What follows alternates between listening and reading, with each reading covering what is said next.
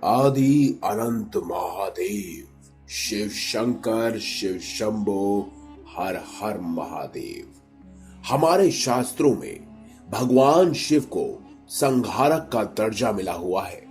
हर कोई शिव भक्त इस बात को जानना चाहता है कि आखिर भगवान शंकर का जन्म कैसे हुआ और इनके माता पिता का क्या नाम है।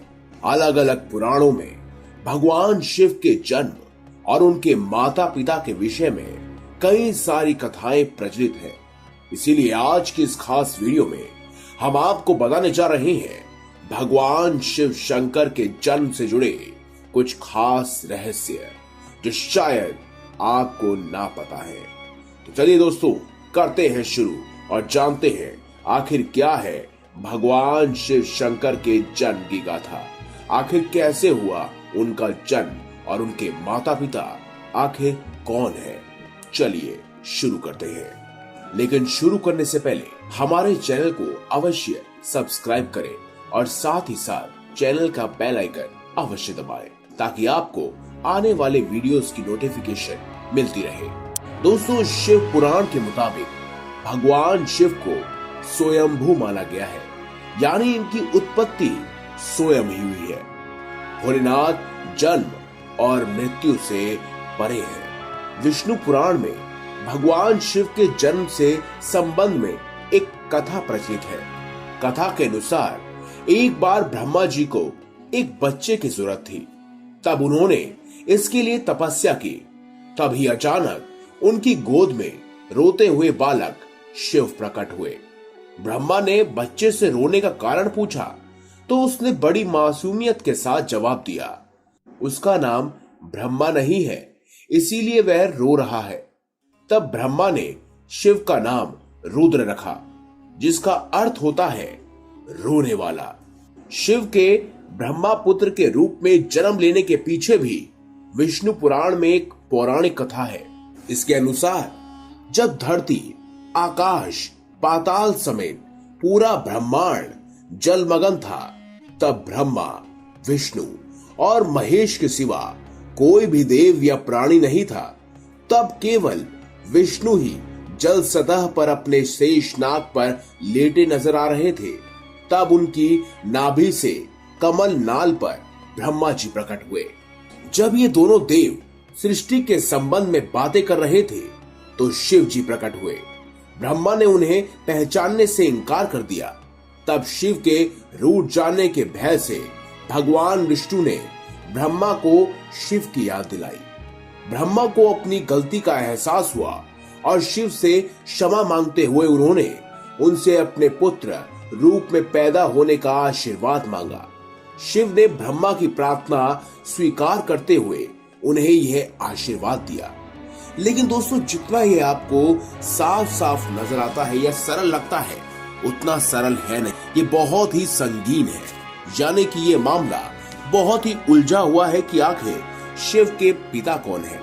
ऐसे में एक बार माता पार्वती ने भी शिव से पूछा था कि आखिर आपके पिता कौन है, आपका जन्म कैसे हुआ, और इस पर भगवान शिव ने क्या कहा, चलिए वो भी सुनते हैं।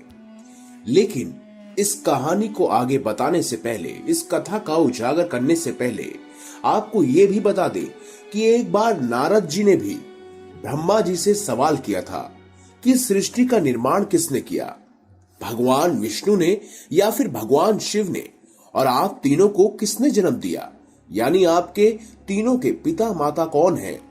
तब ब्रह्मा जी ने नारद जी से त्रिदेवों की जन्म की गाथा का वर्णन करते हुए कहा कि देवी दुर्गा और शिव स्वरूप ब्रह्मा के योग से ब्रह्मा, विष्णु और महेश की उत्पत्ति हुई है, यानी प्रकृति स्वरूप दुर्गा ही माता है और ब्रह्म यानी काल सदाशिव पिता है। और इसी गाथा में एक बार श्री ब्रह्मा जी और श्री विष्णु जी का इस बात पर झगड़ा हो गया कि ब्रह्मा ने कहा कि मैं तेरा पिता हूँ क्योंकि यह सृष्टि मुझसे उत्पन्न हुई है, मैं प्रजापिता हूँ। इस पर विष्णु जी ने कहा कि मैं तेरा पिता हूँ, तू मेरी नाभि कमल से उत्पन्न हुआ है। सदाशिव ने विष्णु जी और ब्रह्मा जी के बीच में आकर कहा, हे पुत्रो, मैंने तुमको जगत की उत्पत्ति स्थिति रूपी की 2 कार्य दिए हैं। इसी प्रकार मैंने शंकर और रुद्र को 2 कार्य, संहार और तिरोगति दिए हैं। मुझे वेदों में ब्रह्म कहा जाता है। मेरे 5 मुख हैं। एक मुख से आकार, दूसरे मुख से उकार, तीसरे मुख से मुकार और चौथे मुख से बिंदु और साथ ही साथ 5वें मुख से नाद यानी कि शब्द प्रकट हुए हैं।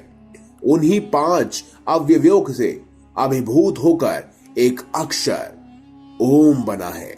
यह मेरा मूल मंत्र है, यानी कि शिव, ब्रह्मा और साथ ही साथ विष्णु के पिता हैं ब्रह्म, और इन्हीं ब्रह्म से उत्पन्न हुए हैं भगवान शिव शंकर, रुद्र, विष्णु और ब्रह्मा। दोस्तों, अगली आने वाली वीडियो में हम आपको इनके 10 आयामों के बारे में जिक्र करेंगे। ये भी बताएंगे कि भगवान शिव शंकर, भगवान विष्णु और ब्रह्मा जी आखिर कहाँ रहते हैं, इस ब्रह्मांड में उनकी उत्पत्ति कहाँ से हुई।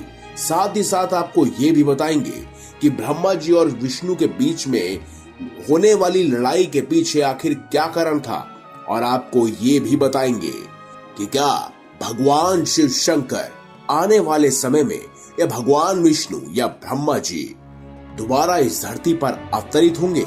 साथ ही साथ हम आपके कई सवालों का जवाब भी देंगे। इसीलिए आने वाली वीडियोस को देखने के लिए हमारे चैनल को सब्सक्राइब करें, ताकि आपको बहुत सारी अधिक जानकारियां मिल सके जो कि सनातन धर्म यानी हिंदू धर्म से जुड़ा हुआ है। धन्यवाद।